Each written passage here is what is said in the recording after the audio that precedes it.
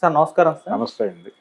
Sir మొన్న లైలా ఈవెంట్లో పృథ్వీరాజ్ గారు చేసిన కామెంట్స్ కాస్త విమర్శలకు దారి తీయడం, విశ్వక్సేన్ గారు బయటకు వచ్చి ప్రెస్ మీట్ పెట్టి క్షమాపణలు కోరేంత వరకు వెళ్ళడం ఇవంతా కూడా చూసాం. వైసీపీ నుంచి పెద్ద స్థాయిలో విమర్శలు వచ్చాయి. పృథ్వీరాజ్తో క్షమాపణ చెప్పించాలి, హీరో కాదు అన్న వేలో వాళ్ళు ట్వీట్ చేయడం, ఆ స్థాయిలో విమర్శలు చేయడం చూస్తాం.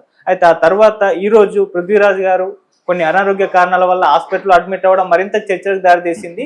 ఇది వైసీపీ వాళ్ళు ఈయన హాస్పిటల్ బెడ్ మీద ఉన్నా పర్లేదు, ఈయన వదలం, ఈయన క్షమాపణ చెప్పాల్సిందని అంటున్నారు. కొంతమంది ఇది డ్రామా వల్లే ఇదంతా కూడా క్రియేట్ చేస్తున్నారు అని చెప్పేసి విమర్శలు వినిపిస్తున్నాయి. ఏదేమైనా ఇది చర్చనీయాంశంగా మారడం చూస్తాం. మీరేం చెప్తారు సార్ దీని గురించి?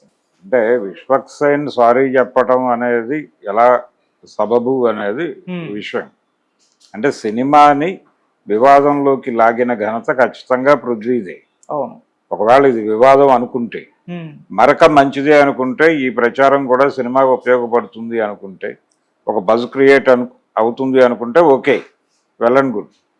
కానీ ఇది నెగిటివ్గా ఇంపాక్ట్ ఏమన్నా చూపిస్తుందా అని అనుమానం ఉంటే అది పరిష్కరించుకోవటానికి వారికి ఒక మార్గం ఉంది. పృథ్వీతోనే ఆ మాట చెప్పించడం, పృథ్వీతో సారీ చెప్పించేస్తే క్లోజ్ అయిపోతుంది విషయం. ఆయన సారీ చెప్తాడనే నేను అనుకుంటున్నా. ఎందుకంటే వీళ్ళు ప్రెజరైజ్ చేస్తే అనవసరంగా సినిమాకి ఇబ్బంది అవుతుంది అని ఒక మాట అనేసాయి. ఒకవేళ నా మాట అంటే సీరియస్ పొలిటికల్ క్రిటిసిజం అయితే అతనికి ఆ ఇది ఉంది, ఎవరికి? పృథ్వీకి ఆ స్వేచ్ఛ ఉంది. ఆయన పొలిటికల్ క్రిటిసిజం చేయదలుచుకుంటే పొలిటికల్ డయాస్ మీద చేసుకోవాలి, విడిగా ప్రెస్ మీట్ పెట్టి మాట్లాడుకోవచ్చు అతను. అంతే తప్ప ఇది సినిమా వేడుక, ఇది సినిమా వేదిక. ఆ వేదిక మీద తన పర్సనల్ పొలిటికల్ ప్రోగ్రామ్, తన పర్సనల్ పొలిటికల్ ఎజెండా మాట్లాడటానికి అతనికి హక్కు లేదు. కానీ మాట్లాడాడు, అతని లక్ష్యం నెరవేరింది. ఎవరికి తగలాలనుకున్నాడో వారికి తగిలింది, వారు రియాక్ట్ అయ్యారు. కాబట్టి దానికి సమాధానం చెప్పాల్సిన బాధ్యత ఖచ్చితంగా అతనిదే, విశ్వక్సేన్ది కాదు. సో వైసీపీ తాలూకా ఆర్గ్యుమెంట్లో వాస్తవం ఉంది. ఇతనితో చెప్పించాలి. అతను హాస్పిటల్లో అడ్మిట్ అయ్యాడు, ఓకే, బెడ్ మీద ఉన్నాడు, ఫోన్లో రికార్డ్ చేయండి. అతను కొంచెం తేరుకున్న తర్వాతే రియాక్షన్ తీసుకొని దాన్ని మీరు సోషల్ మీడియాలో ప్రమోట్ చేయండి. మీరు ప్రెస్ మీట్ పెట్టి దాన్ని పెద్ద తెర మీద ప్రదర్శించి చూపించండి, అయిపోతుంది కదా. ఎందుకు ఇలా నానుస్తున్నారు, లాగుతున్నారు? అంటే జరగని మరక మంచిదే అనే పద్ధతిలో ఏదైనా ముందుకెళ్తున్నారా, మేము కంట్రోల్ చేయగలము అని చెప్పి ఇంకెవరి దగ్గర నుంచి అయినా హామీ దొరికిందా వీళ్ళకి అనేది ఇలా రకరకాలుగా ఆలోచించడానికి కావలసినటువంటి ప్రాతిపదిక అయితే ఉంది అక్కడ. అసలు పృథ్వీ ఎందుకు మాట్లాడాడు?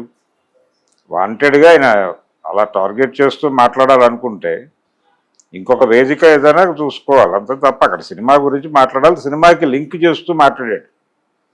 ఇది ఆయన విడిగా ఇచ్చిన స్టేట్మెంట్ కాదు, సినిమాతో లింక్ చేస్తూ ఈ సినిమాలో ఈ కంటెంట్ ఉంది అని అవతలకు కనిపించేలాగా మాట్లాడాడు ఆయన. గొర్రెలకు సంబంధించి ఆ 11 గొర్రెలు మిగిలినాయి అంటే లోపల చూస్తే 150, 175 ఉన్నట్టు కనిపించినప్పటికీ తీరా చూస్తే 11 అని చెప్పడం అనేది నిజంగానే పొలిటికల్ స్టేట్మెంటే వాళ్ళ అభిప్రాయం ప్రకారం. ఆ చెప్పటము, ఆయన విన్యాసాలు అవన్నీ కూడా టార్గెట్ చేసి చెప్పినట్టుగానే చెప్పాడు. ఆ టార్గెట్ రీచ్ అయిపోయింది. వాళ్ళు కూడా వాళ్ళ టార్గెట్ వాళ్ళు పెట్టుకున్నారు. ప్రోగ్రాం నడుస్తున్నప్పుడు కాన్షియస్గా లేదు, నేను నిలబడి ఉన్నాను ఈ ప్రకటన మీద, నేను ఇంటెన్షనల్గానే అన్నాను అనైనా చెప్పాలి కదా. యుద్ధంలోకి వచ్చిన తర్వాత మౌనం కుదరదు. ఐదర్ ఒకటి నిలబడి కంటెస్ట్ చేయాలి, లేదంటే కనుక తెల్ల జెండా చూపించి వెళ్ళిపోవాలి ఆయనలాగే, ఎవరు పోసాని కృష్ణమురళిలాగే. కాబట్టి నేను ఫర్దర్గా జీవితంలో ఎప్పుడు పొలిటికల్ స్టేట్మెంట్ ఇవ్వనని ఈ రోజు వరకు ఇవ్వలేదు ఆయన. అదే మాట నువ్వు చెప్పేసావు, నువ్వు ఆ మాట చెప్పక్కర్లేదు. ఆ వేదిక మీద మాట్లాడకూడని కొన్ని మాటలు నా దగ్గర నుంచి దొరలేదు, దానికి సారీ చెప్తున్నానంటే సరిపోతుంది.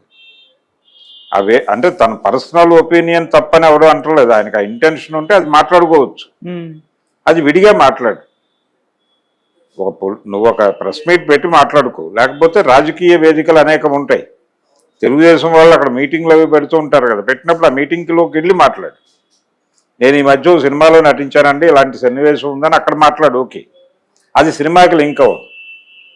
సినిమా ఫంక్షన్లో నువ్వు ఆ మాట మాట్లాడేసరికి సినిమాకి లింక్ అయింది. అది లింక్ అయ్యి ఇప్పుడు సినిమాకి బ్యాడ్ అవుతుందేమో అని వీళ్ళు భయపడుతున్నారు.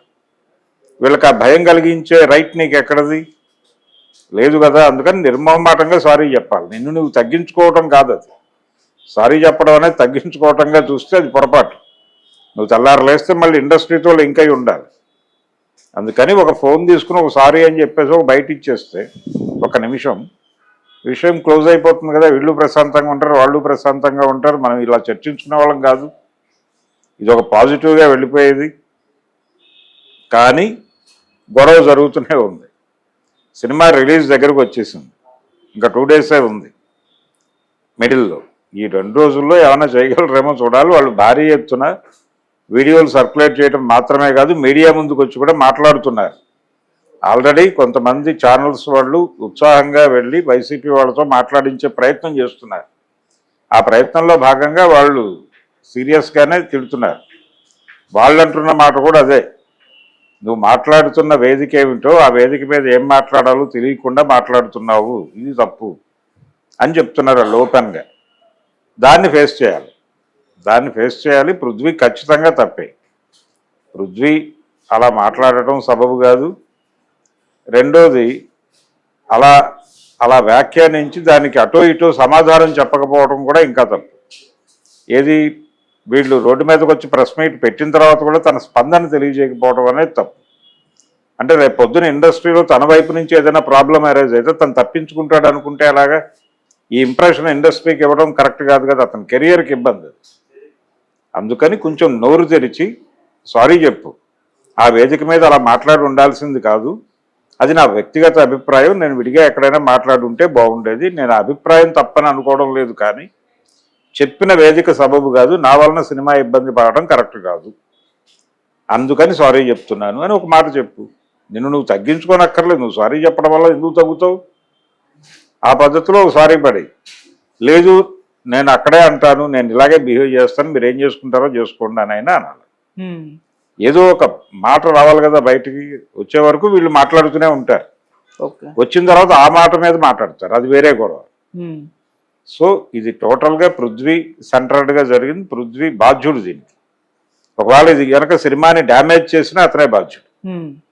ఆ బాధ్యత స్వీకరించడానికి సిద్ధపడినప్పుడే ఆ మాటలు మాట్లాడాలి. ఆ బాధ్యత స్వీకరించడానికి సిద్ధంగా లేనప్పుడు ఇలాంటి మాటలు మాట్లాడటం ఓవర్ యాక్షన్ అనిపించుకుంటుంది. సార్, ఇప్పుడు ఈ హాస్పిటల్ ఇదంతా కూడా డ్రామా అన్న విమర్శలే వినిపిస్తున్నాయి. అంటే సడన్ గా ఈ ఇష్యూ రావడం. అవునండి, సారీ చెప్పడానికి ఇబ్బంది హాస్పిటల్లో చేరాడు అంటారు. అనడానికి అవకాశం ఉంది కదా. నువ్వు హాస్పిటల్లో చేరావు, బెడ్ మీద ఉన్నావు, ట్రీట్మెంట్ తీసుకుంటూ మధ్యలో ఫోన్లో మాట్లాడటానికి ఏంటి సమస్య? ఒక ఫోన్లో మాట్లాడించేసి తీసుకొచ్చి దాన్ని ఒక బిగ్ స్క్రీన్ మీద ప్రదర్శించి ఒక ప్రెస్ మీట్ పెట్టి చెప్పేయండి, క్లోజ్ అయిపోతుంది కదా విషయం. ఇది కూడా ప్రమోషన్లో భాగంగా చేయండి. ప్రమోషనల్ ఈవెంట్లో భాగంగా చేసేయండి. లేదా హాస్పిటల్లో ఏదో 5G కిట్ తీసుకెళ్ళి లైవ్